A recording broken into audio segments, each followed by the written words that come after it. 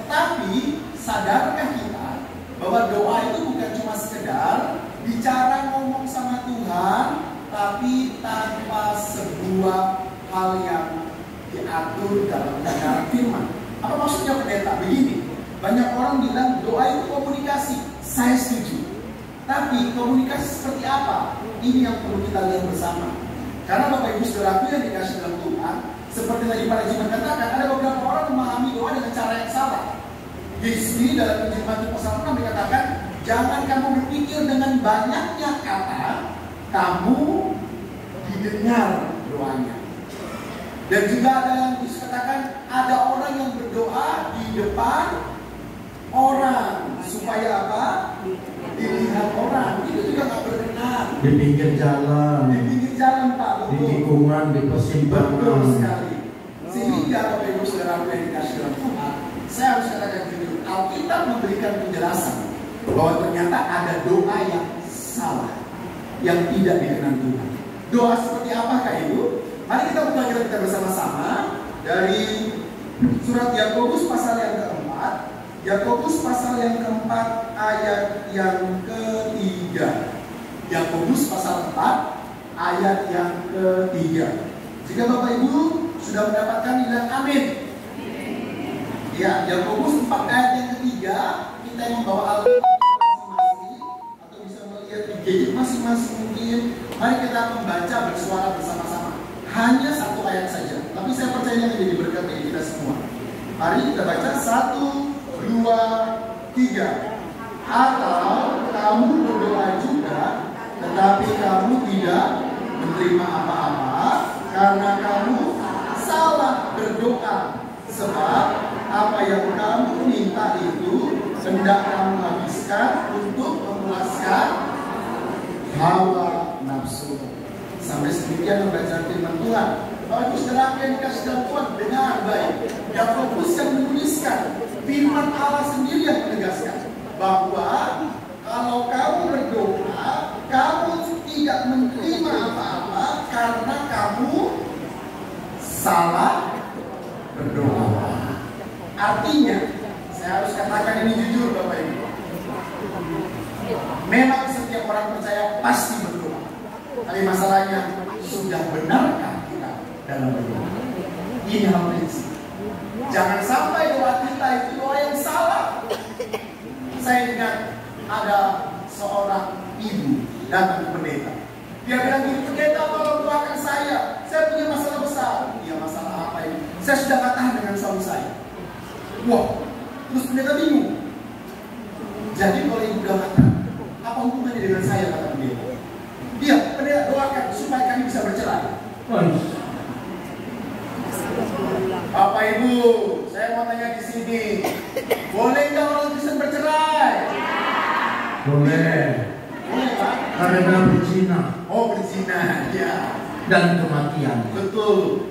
Tapi masalahnya suaminya ini tidak berzina Pak. Dan nggak mati. Dan nggak mati juga. Mau dia ceraikan. Tapi minta cerai, betul. Nggak ada surat cerainya. Iya itu. Nah, istri ini ngotot, ibu ini ngotot, pendeta pokoknya doakan supaya saya bercerai. Alasannya apa? Ya pokoknya saya udah tahan dengan kelakuan suami saya. Sudah puluhan tahun saya bertahan. Ini titik terakhir kesabaran saya. Terus pendeta ini bingung kan, gimana ya berdoa? Tapi pendeta ini punya hikmat dari Tuhan. Pendeta ini bilang, oke, kalau ibu mau paksa, saya akan berdoa dengan catatan. Apa pendeta? Waktu saya berdoa, ibu tidak boleh intrusi. Jangan intrusi, jangan buka mata juga. Dan jangan menyela doa saya. Apapun yang terjadi. Oh gampang pendeta. Karena saya percaya bahwa pendeta ini dengar Tuhan. Oh amin. Ayo kita berdoa. Tutup mata. Maka berdoalah pendeta. Tuhan, kau tahu ibu ini dijelaskan lama dulu perkara masalahnya. Dan terakhir, Tuhan, cuma satu permintaan ibu ini. Yang dia minta bercerai dengan suaminya. Karena itu sebagai hamba Tuhan yang telah memberkati ibu ini, tapi hari ini hamba diminta untuk menceraikannya. Maka hamba berdoa kepada Tuhan, ambil nyawa ibu ini atau bapaknya. Betul itu. Belum selesai doanya, ibunya sudah bilang, sebentar, stop. Apa yang terjadi Bapak Ibu Saudara?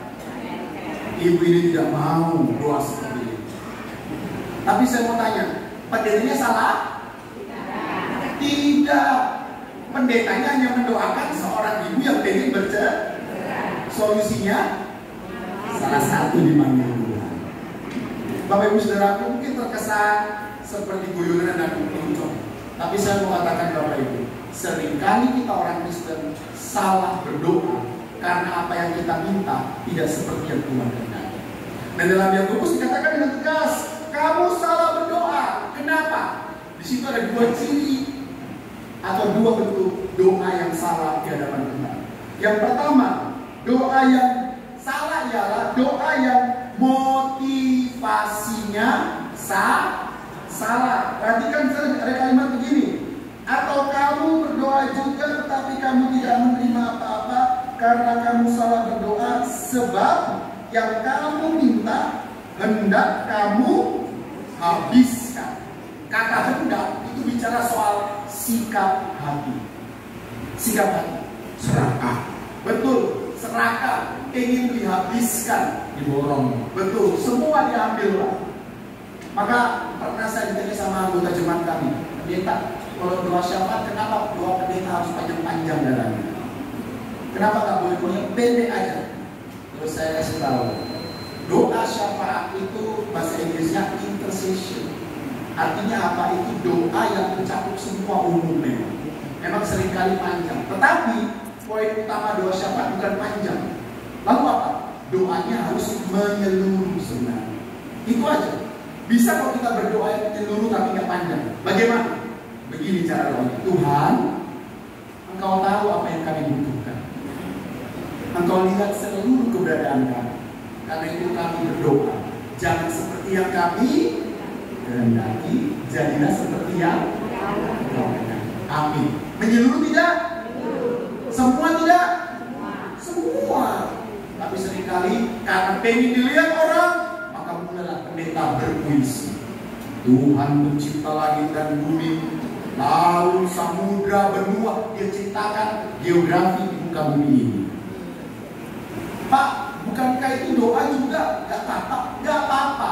Tapi sekali lagi, ini masalah motivasi. Bapak Ibu, motivasi itu adanya di mana? Di hati. Kalau ada di hati, kelihatan apa tidak? Kelihatan apa tidak? Tidak. Hanya Tuhan yang tahu. Dalam kitab Injil Lukas dikatakan suatu waktu ada orang yang berdoa kepada Tuhan di bait Allah, mengadakan tangan tinggi dengan berkata, Tuhan, aku sudah berpuasa seminggu 2 kali. Aku sudah begini. Aku tidak seperti pemungut cukai itu. Dan orang berdosa. Tapi dalam catatan Alkitab yang sama, Yesus katakan ada seorang pemungut cukai yang duduk paling belakang, menengadah ke langit pun dia tidak berani. Bahkan dia memukul dan dia berkata, ya Tuhan, kasihanilah aku, orang yang berdosa ini. Dan Bapak Ibu ingat, di antara dua orang ini siapa yang membenarkan Allah? Kenapa? Karena si pemungut cukai menyadari bahwa dirinya orang berdosa. Ini bicara apa Bapak Ibu? Doa itu sikap hati, motivasi. Saya nggak bisa menghakimi doa Bapak Ibu, demikian Bapak Ibu nggak bisa menghakimi doa saya, karena semua bicara soal sikap hati. Karena itu Bapak Ibu, yang pertama, ingat ini baik ya, kalau berdoa pastikan sikap hati kita benar di hadapan Tuhan. Jangan ada kebencian. Jangan seperti seorang ini. Ada seorang yang berkelahi dengan tetangganya 2 orang. Tetangga yang satu sangat julid, iri dengan tetangganya.